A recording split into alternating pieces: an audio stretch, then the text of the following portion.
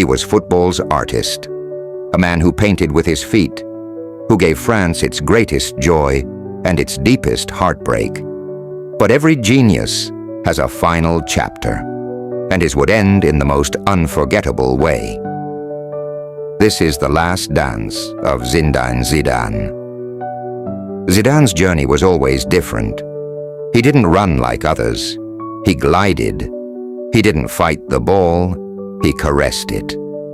From the streets of Marseille, he carried his Algerian roots, his family's sacrifices, and his own burning fire. A fire that would one day make him the heartbeat of world football. In 1998, he was the face of a new France.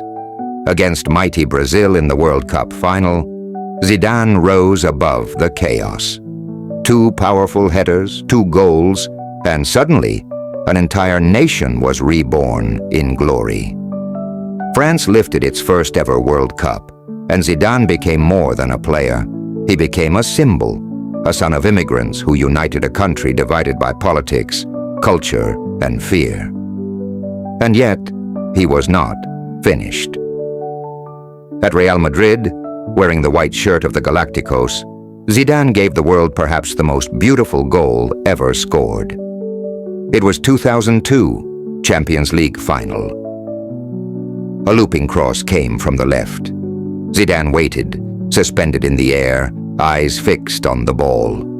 Then with his weaker foot, his left, he struck it perfectly. The ball soared, spinning into the top corner. That volley wasn't just a goal, it was art. It was a moment that still lives in every football fan's memory, a reminder of why we fell in love with the game in the first place. But time waits for no genius. By 2004, Zidane had retired from international football. France looked lost without him. The team stumbled, the spirit was gone. And yet, destiny wasn't finished with him. In 2005, at the age when most players fade into the shadows, Zidane returned.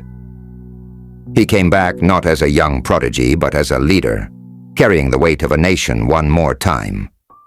And in 2006, on the grandest stage of them all, he gave us his masterpiece, the World Cup in Germany. It was supposed to be the swan song of a legend, and Zidane made sure the world would never forget it. Against Brazil, he turned back time. At 34 years old, he made world champions look like schoolboys. His touch was flawless, his vision otherworldly. Every flick, every pass, every movement screamed of a man playing his own symphony while others merely followed the rhythm. France marched into the final. And under the lights of Berlin, Zidane stood once again on the edge of immortality. The final began with shock, a penalty in the early minutes. Zidane stepped up, facing Gianluigi Buffon, perhaps the greatest goalkeeper of his generation. And what did Zidane do? He chipped it, a Panenka so casual, so arrogant, that it kissed the crossbar before crossing the line. For a moment, the world stopped. It was genius. It was madness. It was Zidane. But genius has a price. As the game dragged into extra time, the pressure mounted. Italy pushed, France resisted. And then, it happened. In the 110th minute, Marco Materazzi whispered something into Zidane's ear. To this day, nobody truly knows the full truth of those words. But what we know is what followed. Zidane stopped. He turned, and with the world watching, he lowered his head and drove it into Materazzi's chest. The sound of millions gasping echoed louder than the referee's whistle. The red card was inevitable, and the greatest player of his generation was sent off in his final game, his last World Cup final.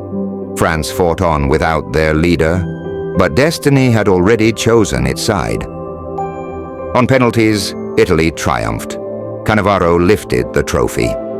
And as fireworks lit the Berlin sky, Zidane walked past the World Cup one last time, not to lift it, but to leave it behind.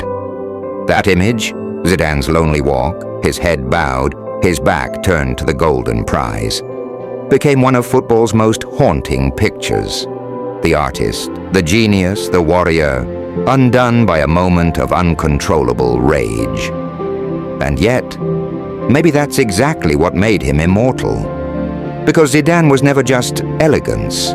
He was passion. He was fury. He was fire and ice, brilliance and chaos in equal measure.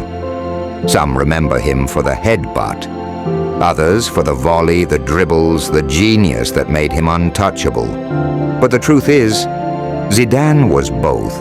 He was flawed, he was human, and that humanity made him unforgettable. The last dance of Zidane was not a fairy tale. It was not perfect, but it was real. And sometimes, the beauty of football lies not in perfection, but in the raw, fragile, unforgettable humanity of its heroes.